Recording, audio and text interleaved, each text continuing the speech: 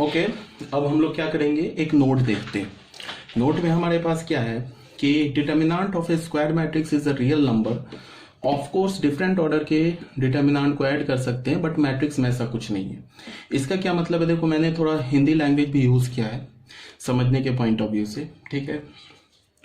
तो यहाँ पे क्या बोला जा रहा है कि डिटर्मिनेंट जो होता है ना, वो determinant of A square matrix is a real number, ठीक है। किसी भी स्क्वायर मैट्रिक्स का जो डिटर्मिनेंट होगा that is a real number. तो तुम डिफरेंट ऑर्डर के डिटर्मिनेंट को तुम क्या कर सकते हो, ऐड कर सकते हो, या तुम ऐसे बोल सकते हो कि तुम डिफरेंट ऑर्डर के मैट्रिक्स के कॉरस्पॉन्डिंग डिटर्मिनेंट को ऐड कर सकते हो, बट तुम दो डिफरेंट ऑर्डर के मैट्रिक्स को ऐड नहीं कर सकते हो।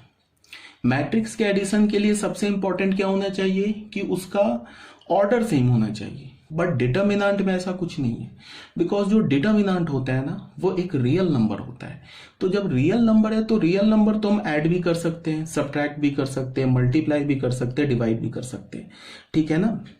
अब अगर नहीं आ रही है बात समझ में तो तुम ऐसे देखो, हमने ना एक यहाँ ध्यान दो, एक हमने फॉर एक एग्जाम्पल देख लो, फॉर एग्जाम्पल एक देख लो, हमारे पास एक मैट्रिक्स हमने ए ले लिया 1 2 3 4, एंड एक मैट्रिक्स हमने बी ले लिया। बी मैट्रिक्स क्या ले लिया 1 0 3 4 5 6 -1 8 2, ये 3x3 ऑर्डर का मैट्रिक्स ले लिया।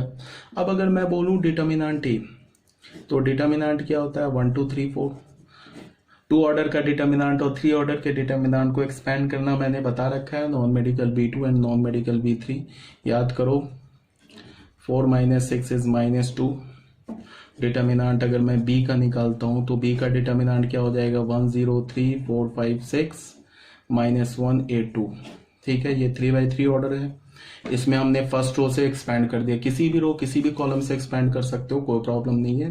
तो ये हो गया 1, और यहाँ पे क्या है फर्स्ट कॉलम फर्स्ट रो छोड़ दिया, तो ये क्या हो गया 10 - 48, ठीक है।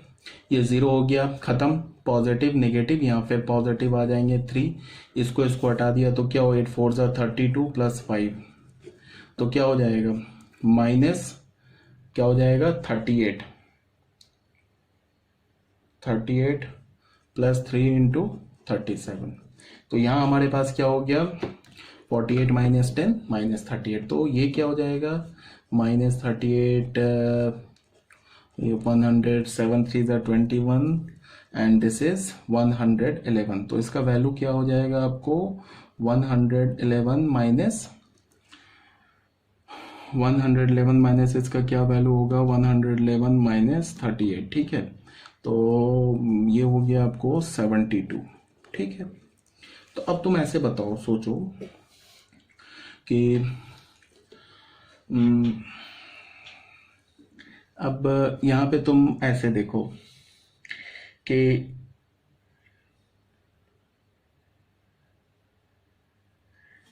This is not 73। अब तुम यहाँ पे ऐसे देखो कि अगर मैं बोलूं कि a + b डिफाइंड है क्या, तो बिल्कुल डिफाइंड है, इसमें कहीं कोई दिक्कत नहीं आनी चाहिए। ये क्या हो जाएगा -2 - 73 विच इज -75, तो कोई दिक्कत नहीं होनी चाहिए। मैं बोलूं a - b डिफाइंड है, तो बिल्कुल डिफाइंड है, इसमें भी कोई दिक्कत नहीं आनी चाहिए। -2 -73, ये क्या हो जाएगा 73 - 2 क्या हो जाएगा 71, तो ये भी डिफाइंड है। a × mod a mod b, determinant a determinant b, ये भी डिफाइंड है। Determinant a upon determinant b, ये भी डिफाइंड है। Determinant b upon determinant a, ये भी डिफाइंड है। तो हमने क्या देखा कि दो डिफरेंट ऑर्डर के डिटर्मिनेंट को तुम मल्टीप्लाई ऐड सब्ट्रैक्ट कुछ भी कर सकते हो, दो सेम ऑर्डर के डिटर्मिनेंट को भी तुम मल्टीप्लाई ऐड सब्ट्रैक्ट कुछ भी कर सकते हो, बट मैट्रिक्स में ऐसा नहीं है, याद रखना। इसी बात को यहां बोला गया है, ठीक है।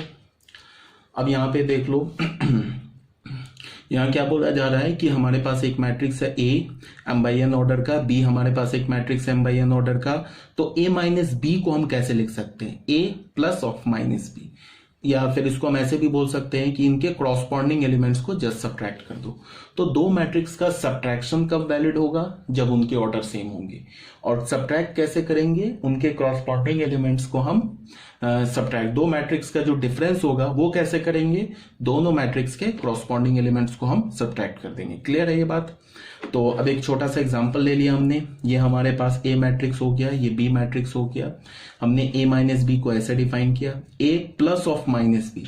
तो माइनस बी मैट्रिक्स कैसे लिखेंगे, बी मैट्रिक्स के अंदर जाओ और सारे एलिमेंट को -1 से मल्टीप्लाई कर दो, तो ये माइनस बी मैट्रिक्स आ जाएगा।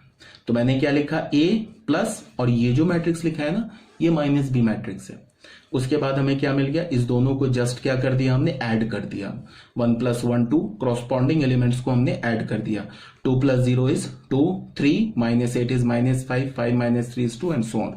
तो ये हमें क्या मिल गया ये हमें क्या मिल गया, एक 3x3 ऑर्डर का एक मैट्रिक्स मिल गया, पहली बात। दूसरी बात क्या कि इसको तुम इतना ना करके कि बी का साइन चेंज करो फिर ऐड करो, ये सब ना काम करके तुम डायरेक्ट भी कर सकते हो, ऐसे ही कर लो। a माइनस बी करना है ना, तो 1 माइनस ऑफ -1, तो 1 + 2, 2 माइनस ऑफ 0, तो क्या हो जाएगा 2, 3 माइनस ऑफ 8, तो क्या हो जाएगा -5, 5 - 3 2, 6 माइनस ऑफ -6, तो 12।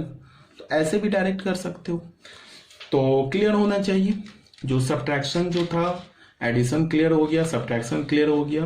बस एक लाइन में मैं उसे फिर से बता दे रहा हूं। दो मैट्रिक्स को हम ऐड कब करते हैं, जब उनके दो मैट्रिक्स को हम ऐड कब कर सकते हैं, जब वो सेम ऑर्डर का हो। ऐड कैसे करते हैं, क्रॉसपॉन्डिंग एलिमेंट्स को ऐड कर देते हैं।